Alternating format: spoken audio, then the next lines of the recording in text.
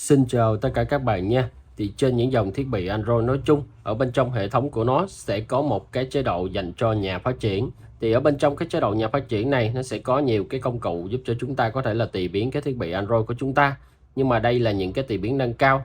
Nếu mà các bạn là người dùng Android phổ thông và không quan tâm đến cái tùy chọn nhà phát triển thì có thể bỏ qua cái video này nha. Còn nếu mà các bạn thường hay sử dụng Android bên trong cái chế độ nhà phát triển này để có thể là bộc bạch Android thì trong cái video này mình sẽ chia sẻ cho các bạn một cái công cụ giúp cho chúng ta có thể là bật tắt nhanh cái chế độ nhà phát triển từ cái Quick Setting hay còn gọi là cài đặt nhanh của Android nha.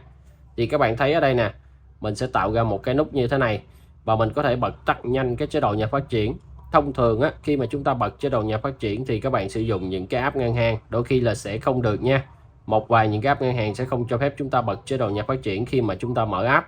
Thì thông thường để mà tắt và bật chế độ nhà phát triển thì chúng ta phải sử dụng rất là nhiều bước. Các bạn phải vào cài đặt, tiếp theo thì phải vào bên trong cài đặt bổ sung, rồi các bạn phải vào tùy chọn nhà phát triển và các bạn phải bấm tắt. Thì mỗi lần tắt bật nó sẽ khá là phiền như thế này. Nhưng mà bây giờ thì chúng ta có thể là thực hiện với một cái thao tác thôi. Đây, vuốt xuống mình sẽ tắt nè. Thì các bạn sẽ thấy là cái chế độ nhà phát triển đang tắt. Vào kiểm tra lại nha. Cài đặt bổ sung nè. Thì bây giờ các bạn thấy nè, thì chọn nhà phát triển đã không còn. Mình có thể tắt bật thông qua cái thao tác trên cái Quick Setting như thế này. Bật nè. Vào lại nha. Đây, tùy chọn nhà phát triển. Rất là dễ dàng và nhanh chóng. Thì mời tất cả các bạn cùng tạo với mình cái công cụ này trên cái thanh điều khiển nhanh của những dòng thiết bị Android, giúp cho chúng ta có thể tắt bật nhanh chế độ nhà phát triển như thế này nhé. Thì bây giờ mình sẽ thực hiện lại từ đầu để các bạn có thể tham khảo và thực hiện trên chiếc Android của các bạn nha. Thì để có thể là thêm được cái công tắc cài đặt nhanh, tắt bật chế độ nhà phát triển trên thanh Quick Setting này thì các bạn cần phải thực hiện khá là nhiều bước. Nhưng mà chúng ta chỉ thực hiện một lần thôi. Sau này thì chúng ta chỉ cần là tắt bật ở trên cái thanh này. Thì trước tiên chúng ta sẽ cần một vài những cái phần mềm nha. Phần mềm đầu tiên là các bạn sẽ cài đặt giúp cho mình cái phần mềm Shiyuku nha. Shiyuku thì có thể cài đặt trên cửa hàng Play hoặc là các bạn tìm kiếm file APK trên Internet nha. Có rất là nhiều cách để cài Shiyuku. Cái phần mềm thứ hai các bạn sẽ mở giúp cho mình một cái trình duyệt web ra. Và các bạn sẽ tìm kiếm với cái tên như thế này. Đây là một cái dự án mã nguồn mở nha. Thì các bạn có thể vào GitHub của cái dự án này. Thì đây là cái dự án giúp cho chúng ta có thể là tắt bật nhanh cái chế độ nhà phát triển đó. Tên của nó đây. Rồi, đối với những cái dự án mà nguồn mở thì cái mã nguồn của nó được công bố trên GitHub nha. Và đã được cộng đồng sử dụng và kiểm tra thường xuyên. Cho nên là các bạn có thể liền yên tâm và sử dụng nha. Thì đây là những cái bản xem trước của cái phần mềm thôi. Bây giờ chúng ta vuốt xuống dưới cùng. Thì nó sẽ có cái chỗ là phát hành. Cái phiên bản mới nhất của nó là phiên bản 102 nha.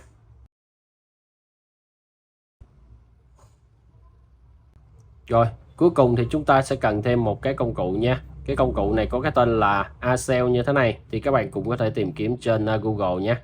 Tất cả đều là phần mềm mã nguồn mở thôi. Rồi chúng ta sẽ vuốt xuống, nó cũng sẽ có cái chỗ cho chúng ta tải về. Thì ở cái bước đầu để kích hoạt thì nó sẽ hơi phức tạp như thế này. Nhưng chúng ta chỉ thực hiện một lần thôi. Sau khi mà chúng ta đã có hai cái phần mềm rồi nè, thì chúng ta sẽ tiến hành cài đặt lần lượt nhé. Thì sau khi các bạn đã cài hai cái phần mềm rồi thì chúng ta sẽ mở cái phần mềm với cái tên này nha. Rồi thì lúc này ở bên trên này nó sẽ nhận dạng ra cái chế độ nhà phát triển trên cái thiết bị của các bạn đang bật hay là đang tắt.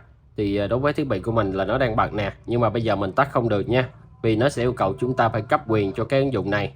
Thì nó sẽ có một cái đoạn code như thế này để cấp quyền nè. Bây giờ thì các bạn có thể là chụp màn hình lại nha. Thì sau khi mà chụp màn hình rồi chúng ta sẽ có một cái bức hình như thế này. Các bạn có thể là nhấn giữ vào cái đoạn code này để chúng ta copy nha. Rồi các bạn sẽ copy cái đoạn code này lại. Sau đó thì các bạn mở phần mềm Shiyuku ra nha. Rồi các bạn sẽ bấm vào ghép nối nè. Và chúng ta sẽ bấm vào chế độ nhà phát triển. Thì lưu ý là các bạn phải bật chế độ nhà phát triển trên thiết bị của các bạn trước nha. Sau đó thì chúng ta vuốt xuống. Chúng ta bật cái gỡ lỗi USB.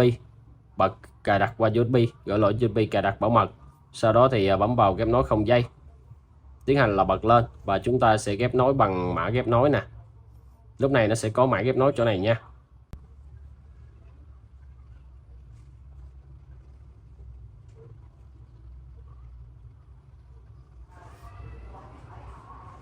Rồi nó báo ghép nối thành công thì bây giờ chúng ta thoát ra và mở lại cái phần mềm Shizuku, trở ra và chúng ta bấm bắt đầu ghép nối nha.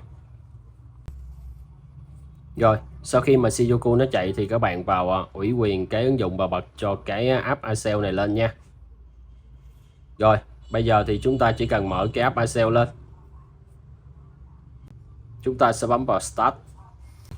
Thì lúc này chúng ta cần nhập vào cái chỗ iCell này một cái đoạn code để kích hoạt cái chức năng tắt bật của cái chế độ nhà phát triển nha. Thì các bạn sẽ kiểm tra lại cái đoạn code nha. Nếu mà các bạn copy không được cái đoạn code thì có thể là lấy bên trong phần mô tả video. Thì đây là đoạn code nha. Chúng ta sẽ bấm chạy. Rồi, mặc dù nó không báo gì cả nhưng mà bây giờ các bạn trở lại cái phần mềm nha.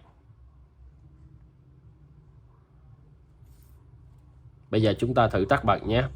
Đó, thì bây giờ mình tắt được rồi nè. Thì khi mà các bạn chạy cái đoạn code đúng thông qua cái phần mềm iCell thì các bạn đã kích hoạt xong. Bây giờ các bạn có thể là thêm vào cái cài đặt nhanh, cái chức năng mà giúp cho chúng ta tắt bật cái chế độ nhà phát triển. Thì sau khi các bạn thêm, các bạn sẽ thấy nó xuất hiện chỗ này. Rồi, sau khi mà đã kích hoạt hết những cái này rồi thì các bạn có thể là dừng Shizuku lại nha. Thì chúng ta chỉ kích hoạt lần đầu thôi, sau khi kích hoạt xong rồi thì không cần nữa. Bây giờ thì trên thiết bị của mình nè, mình vào bên trong cái cài đặt bổ sung này thì các bạn sẽ thấy là không còn chế độ nhà phát triển nữa, nó đã bị tắt đi rồi. Bây giờ mình sẽ bật nhanh lên với cái công tắc này. Bây giờ on nè. On thì bây giờ chúng ta vào lại kiểm tra. Thì các bạn sẽ thấy là chế độ nhà phát triển xuất hiện ra chỗ này. Đó, thì bây giờ chúng ta có thể là tắt bật nhanh cái chế độ nhà phát triển thông qua cái Quick Setting của Android nha. Thì chúng ta chỉ chạy những cái phần mềm kia lần đầu thôi. Sau khi đã cấp quyền xong rồi thì mỗi lần tắt bật thì rất là đơn giản như thế này. Thì đó là cái cách giúp cho chúng ta có thể là tắt bật nhanh cái chế độ nhà phát triển dành cho những bạn nào mà yêu thích bột vạch. Thì video này của mình ở đây xin tạm dừng. Rất cảm ơn các bạn đã quan tâm theo dõi. Xin chào và hẹn gặp lại các bạn trong những video lần sau nhé.